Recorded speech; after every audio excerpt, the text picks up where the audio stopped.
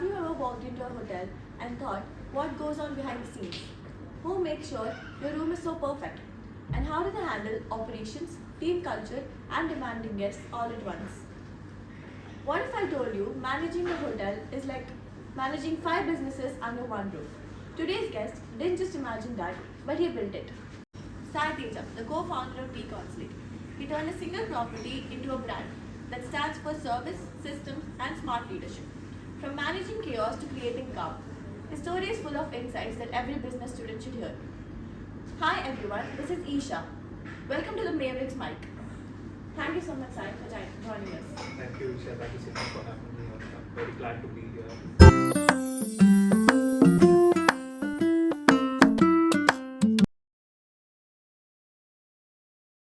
So let's start with the big picture. For many students, hotels seem glamorous. So what are some key areas you manage on daily basis? So, a hotel consists of too many segments. One comes as housekeeping, one comes under F&B, front office, and accounts. You'll have to manage HR, you'll have to manage finance. All these are kind of getting it together. So yeah, it's a multi-layered business, and you have to control all these together, all these aspects together. So it's almost like being the CEO of all departments at once. So hospitality is people driven. What's your leadership philosophy when it comes to managing teams? I believe in cultivating a relationship among our employees where they take the ownership of the hotel, so that they'll be able to help more and good in providing a good customer experience, whether they're giving a check-in or taking a check-out or serving food or everything. So when they feel that if they have the ownership of the hotel, they'll be able to express much better and take good feedbacks from them and get satisfy the customer much more. It'll be helpful in that. That is what I believe in, how we drive our employees to succeed in customer relationship. That's powerful. Would you say you follow a particular leadership style? So situational leadership works for me, works for hotel too. So depending on the situation, either I delegate my staff or I take the work hands-on. So that depending it's all about reading the moment and just getting into the situation. That's how it is. Let's talk about customer experience. In our classes, we have learned a lot about personalization. So how does that play out in De Consulate?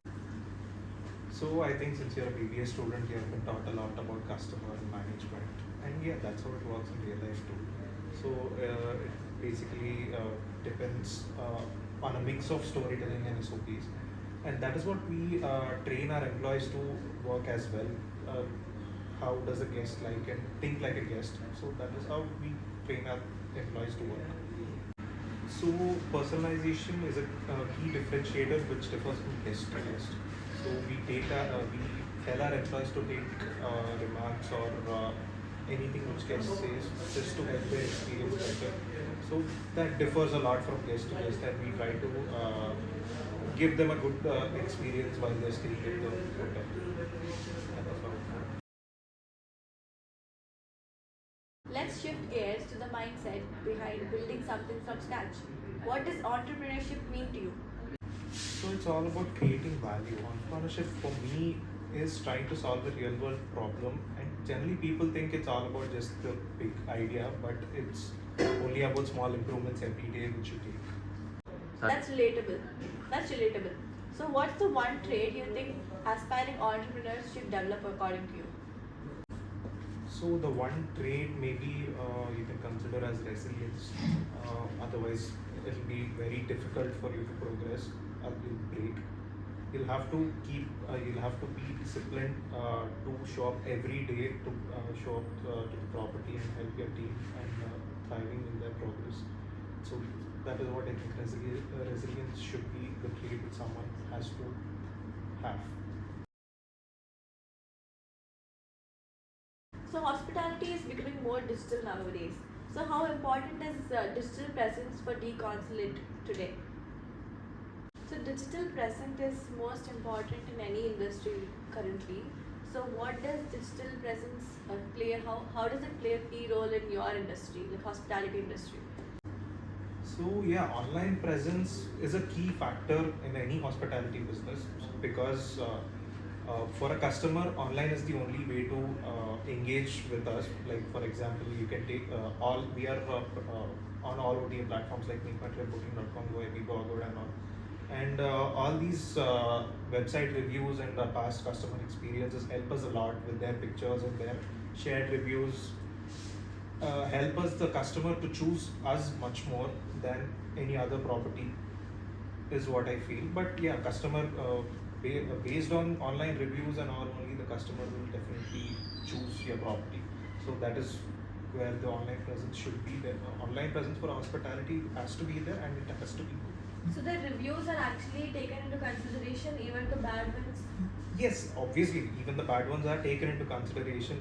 They actually help us improving ourselves in a blind spot where we don't know. So obviously, we request guests for their feedback at checkout and all. So even when they leave after food or when they're checking out from their rooms, we definitely take their feedback actually. So feedback is a key role. Exactly. Feedback is actually a key role in any hospitality business because service is based on feedback itself. Do you use influencers or any online campaigns which has been happening these days, like as we see on reels and everything? Does that happen in your industry or does it happen with your hotel? So basically, when you take influencers into consideration, generally it doesn't work with everyone. I'm not saying it just works with only few restaurants where they are already famous and all. But we are not that kind of a restaurant or a hotel.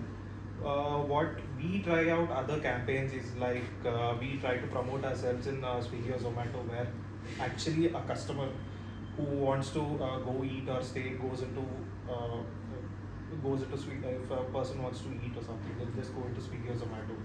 They'll just browse the restaurants. We try to give a good appearance there. So we try to offer a good amount of discounts and all. So that is how we try to attract our customers. Once the customer is here, we try to give them good experience with the food and all. So that there'll be a return customer for us again. So that is how we try to attract our customer. It doesn't always work with influencers, but all these other aspects of campaigns will help in the business. So as a customer perspective, I am telling you, like we like whenever we go out on a vacation or something, we check our nearby hotels for that particular location, and then we check for the reviews, images, and yeah, that's main thing for me is like images and reviews obviously. But when it's 4 and above, then it's fine. Like we can work out with this. We just have that kind of a mindset. Exactly. That is what even we try to make ourselves succeed there. Yeah. Like reviews and images are very important. Guests, where just it takes 10 seconds for a guest to open a platform like MakeMyTrip or Booking.com. They just open it and search for the nearby location and search for the hotels nearby. If the rating is good and the reviews are good, they just go for it. That is so how would a you customer's say mindset all is. these OTA platforms make your life easier, like hotel? Yes, of course. Because of these OTA platforms only, we are able to acquire customers from all over the India. Yeah. So if a walk-in customer, majorly he might be from Andhra or Telangana or Hyderabad or somewhere else. Somewhere Nearby. So all these OTA platforms help us make our presence much more wider, and that is how it helps. And the future of hospitality, is it tech heavy? So it's not. What I feel is it's not completely. It cannot be transitioned into tech. Definitely, there has to be a manpower to complete few tasks where you have to serve the guests, and while taking check-ins, maybe that check-ins part can be automated. Maybe in future, but not right now. But right now, it's like we even actually use tech in all our daily life challenges also, where all our entire is based on a software called Ideas, and we entry all the information and manage it according to that software itself. So taking orders and entering into that helps a lot. That software also helps us a lot in our daily challenges. So I don't say it's not completely tech based, but it's a mix of both. So as you have mentioned the challenges, So what are the key challenges you face in your hotel? So, few key challenges are there. We actually faced a few key challenges in past where we'll have to deal with guests where even though they have damaged few property. For example, the way example there was a TV broken by a guest. So we and it was a group check-in and group check-out. So we weren't able to check the rooms and all. So we had a damaged TV and we couldn't demand or ask guest due to he is a guest to us. Exactly. So we could not demand that. There will be few challenges like that. There were a few broken tables by guests, kids.